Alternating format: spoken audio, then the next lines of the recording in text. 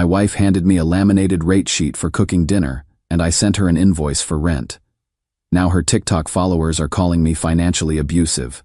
I'm a high school history teacher. My wife Mara used to be a therapist, but about 8 months ago she pivoted to being an online coach.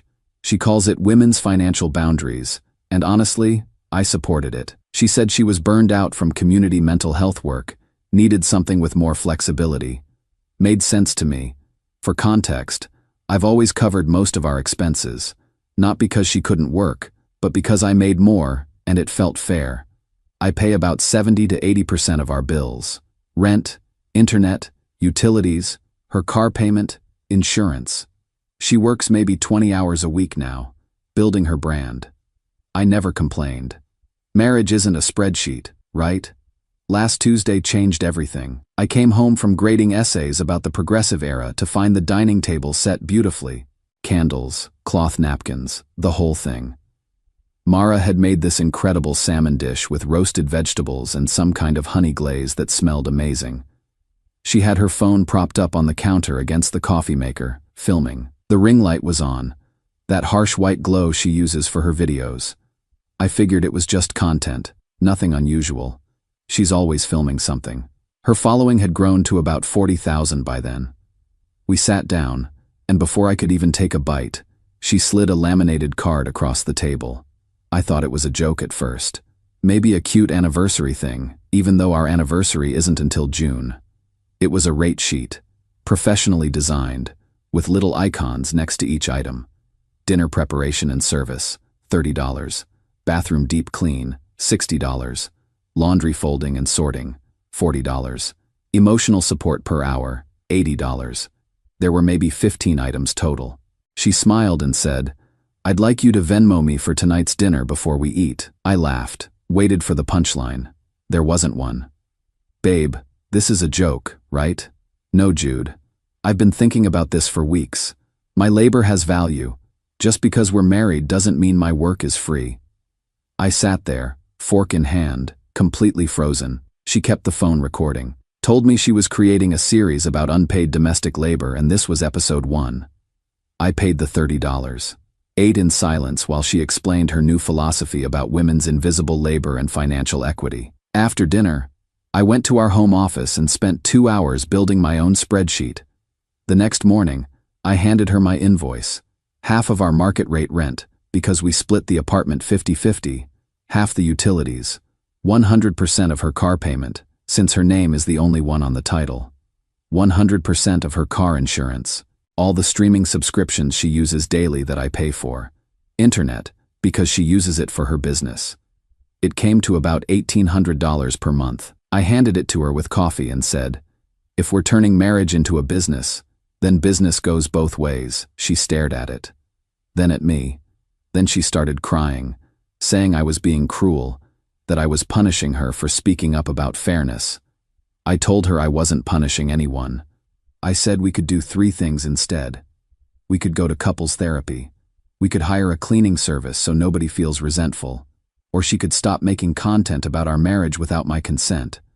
I even offered to split the cost of a cleaner, said we could try it for 3 months and see if it helped. She said no to all 3. Told me her audience needs this honesty, that she was building something important, that I wouldn't understand because I still thought traditionally about marriage. I asked her when she'd be willing to talk about us off camera. She said she'd think about it. She never did. That afternoon, she posted a video. I'm blurred in the background, but you can hear my voice. The caption says, "When you ask your husband to value your work, and he sends you a bill instead." It has 4 million views now. Parents from my school have started emailing the administration. Students whisper when I walk by. My principal called me in yesterday, not to discipline me, but to warn me that my personal life is becoming a professional concern. I don't know what I expected when I married someone, but it wasn't this. It wasn't performing our problems for strangers. It wasn't being cast as the villain in someone else's narrative. Am I wrong here? Should I have just paid the rate sheet and moved on? Or is it fair to say that if she wants to bill me, I can bill her too? I just wanted a partner. Now I feel like I'm a character in a show I never auditioned for. Update 1. So, Mara's video didn't just go viral, it went thermonuclear. 8 million views as of this morning. She's been on 2 podcasts, a lifestyle blog called Her A Voice for Modern Women. My face is blurred, but people figured out who I am within 48 hours. Someone found my school's website. Another person found our wedding registry from 6 years ago and posted screenshots. I got called into the principal's office again on Thursday. No formal discipline, but he was clear. Parents are concerned. Not a lot, but enough that the school board is aware. One mother sent an email claiming I'm financially abusive and shouldn't be around teenage girls. I had to sit there, in the same office where I've worked for 9 years, and defend my marriage to my boss. He was kind about it, said he believed me, but he also said I need to protect my reputation because the court of public opinion doesn't care about nuance. I thought Mara would see the damage and pump the brakes. I was wrong. Her mom Linda called me Friday night. Didn't even say hello, just launched in. Told me a real man provides for his wife. That I should be grateful Mara stayed home and made our house a home. I tried to explain that Mara doesn't stay home, she works online, and that I've been covering most of our bills for years without complaint. Linda cut me off. That's what husbands do, Jude. You don't get a medal for basic decency. I asked her why it's basic decency for me to pay for everything but empowerment when Mara charges me for cooking. She hung up. Mara's dad Frank texted me separately. Just said, I don't know what the hell is happening, but this internet stuff is poison. Sorry, man. I appreciated that more than he knows. Here's where it gets worse. Sunday morning, I woke up early and couldn't fall back asleep. Mara was still in bed. I went to the office to prep a lesson on the new deal, and her laptop was open on the desk. She'd been working on it the night before and hadn't closed it. I wasn't snooping. I swear I wasn't. But the screen was on a Notion page, and the title at the top said, Content Calendar, Marriage Series. The font was that clean sans serif she always uses. Purple headers. I sat down, read the whole thing. My hands were shaking. She'd been planning this for months. There were 10 episode titles, all drafted before our rate sheet fight even happened. Turning My Marriage into a Business, Episode 1, When He Fights Back, Episode 2, The Reckoning, Episode 8. Each one had a target date, expected views, emotional beats mapped out like a television show. There were notes about emotional beats, sponsorship goals, projected engagement rates. One line said, if Jay pushes back hard, pivot to financial abuse angle. Audience responds to victim narrative, Jay. That's me. I'm not even a name in her content strategy. I'm a variable. I took a picture of the screen with my phone. Didn't even think about it, just did it. When Mara woke up, I tried to talk to her. Really talk. I said we needed a 30-day break from filming anything about us. That we should see a therapist, just the two of us. No cameras, no content. She looked at me like I'd asked her to quit breathing. Jude, this story is bigger than you and me. Women need to see this. I'm not stopping because you're uncomfortable. I asked her if she planned the rate sheet fight. If she engineered it for content. She didn't deny it. Just said, I knew you'd react a certain way. I know you. That's what broke me. Not the rate sheet.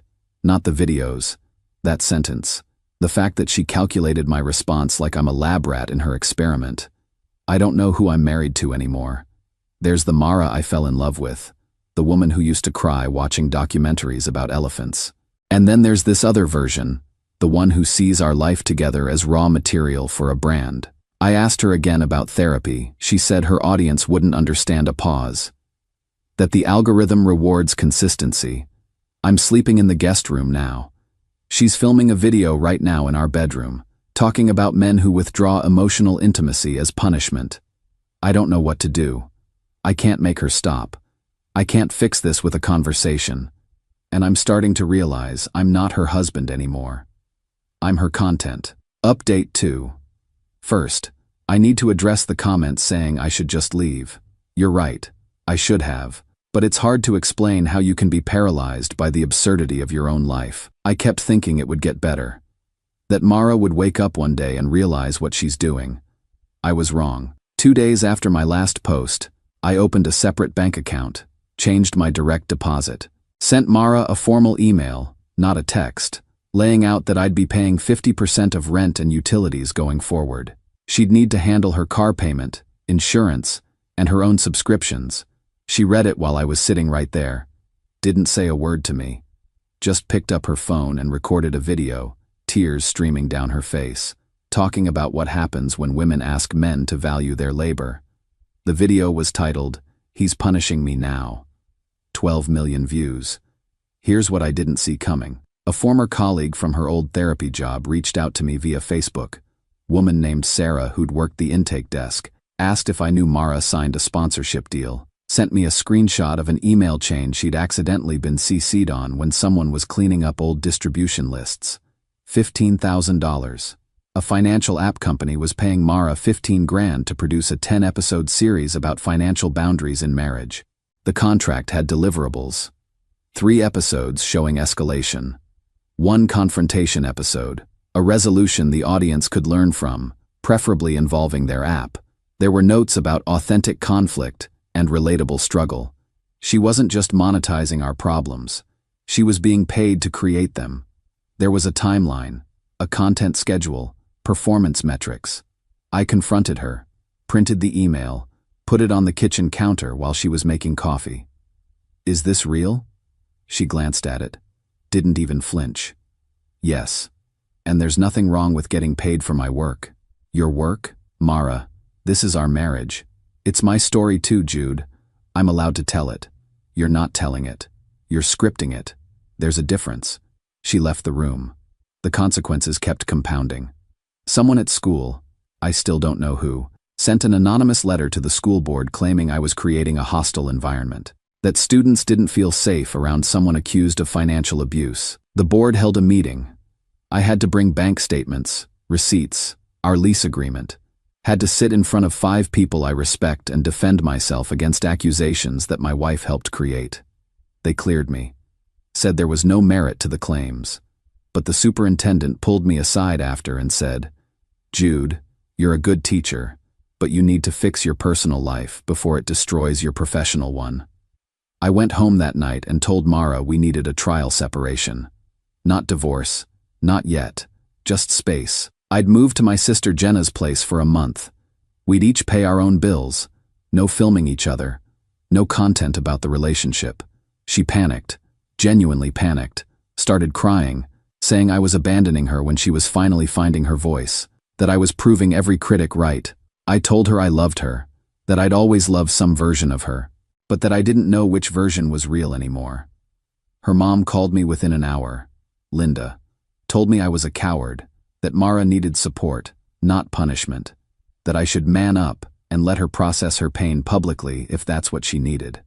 I hung up, didn't yell, didn't argue, just ended the call. I packed a bag that night. Mara filmed me doing it, posted it with the caption, "When standing up for yourself means watching someone leave." I'm at Jenna's now. She's been incredible. Doesn't say much, just makes extra coffee in the morning and leaves me alone when I need it. I saw Mara posted an Instagram story yesterday. Vague quotes about betrayal. One of her followers found Jenna's profile and sent her death threats for enabling an abuser.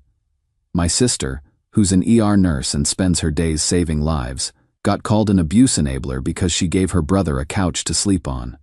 I don't know what the end game is. Mara's not backing down. The content is her income now, her identity. And I'm realizing that somewhere along the way, I stopped being her partner and became her plot device. A few people asked if I still love her. Honestly, I don't know. I love who she was. I'm heartbroken over who she's becoming. But I'm also angry that she chose an audience over me, that she turned our private pain into public entertainment. I don't want revenge. I don't want to ruin her. I just want out of the story she's writing. My lawyer says if we divorce, it'll be clean. No spousal support likely, since she has income. Just split what we have and walk away. I never thought my marriage would end because my wife turned it into a business plan. But here we are, final update. So here's where things landed. Mara and I divorced about 14 months ago. It was quick, relatively clean. No spousal support. We split what little savings we had. She refinanced her car in her own name. I paid the lawyer fees. Nobody won. We just both got out. I'm doing better than I expected. Got promoted to department chair at my school last year, which came with a raise and better hours. Living in a smaller apartment now, just me. It's quiet. Sometimes too quiet, but mostly in a good way. I learned to cook actual meals. Nothing fancy. Just enough that I'm not eating takeout every night. Found a good recipe for roasted chicken. Started running again, early mornings before school. Small things, but they add up. My sister says I seem lighter. I think she's right. Mara moved to Seattle about 10 months ago. I only know because a mutual friend mentioned it. Her brand peaked during our separation, right when the conflict was hottest. But then the backlash came. People started digging into her old posts, found inconsistencies, accused her of manufacturing drama. Some of her sponsors dropped her. Last I heard, she's back to part-time therapy work, specializing in burnout recovery. There's irony in that, but I'm not petty enough to dwell on it. Here's the part that surprised me. About 2 months ago, someone sent me a link to a podcast interview Mara did. I almost didn't listen, but curiosity got the better of me. She talked about the rise and fall of her platform, admitted she leaned into the drama more than she should have, said the sponsorship money made it hard to step back, that she didn't get my consent for a lot of the content, and regrets how public it became. But she also framed herself as a victim of burnout, of an industry that rewards conflict. Didn't fully own what she did. Just acknowledged it was messy. I don't know if that counts as an apology. It's the closest I'll get. A few weeks ago, I was in Seattle for a teaching conference. Stopped at a coffee shop to grade essays between sessions. One of those places with exposed brick and overpriced lattes. I was halfway through a stack of papers about the Cold War when Mara walked in. We locked eyes. She looked different. Older, maybe. Tired. Her hair was shorter. She was wearing a green jacket I'd never seen before. She hesitated, then came over. Asked if she could sit down. We talked for maybe 20 minutes. It was painfully polite. She asked about school. I asked how Seattle was treating her. She said the rain was getting to her, but she liked her new therapist job. I told her about the department chair position. Neither of us brought up the divorce directly. She said, "I'm sorry it ended the way it did." I said, "Me too." We didn't rehash everything, didn't yell or cry, just acknowledged that we weren't good for each other under that kind of pressure. That social media magnified the worst parts of both of us. She left first, said it was good to see me. I believed her. I sat there for a while after, thinking about how strange it is that someone can be the center of your life, and then just become a person you used to know. I'm dating again, casually. Nothing serious. I'm careful now. If someone mentions they're a content creator or influencer, I politely move on. It's not fair, maybe, but I can't go through that again. I do workshops now at school about digital boundaries. Talk to students about the difference between sharing your life and performing it. Some of them get it, some don't. But I figure if I can help one kid think twice before turning their relationships into content, it's worth it. Someone asked me if I regret marrying Mara. I don't. We had good years, real years, before the cameras and the rate sheets and the performance of it all, but I don't regret leaving either. If there's anything I learned, it's this. If your partner tells you they feel unappreciated, listen. Really listen. Before they go looking for validation from strangers who don't know them and don't love them. But if they turn you into content, if they script your life for an audience, understand that the rules changed. You're not a partner anymore. You're material. In the end, I didn't lose a wife. I lost the version of her that only existed offline. And maybe she lost the version of me she could only see as a storyline. I'm okay with that now. We're both moving forward. Separately. Finally. And honestly, that's the best ending I could have hoped for.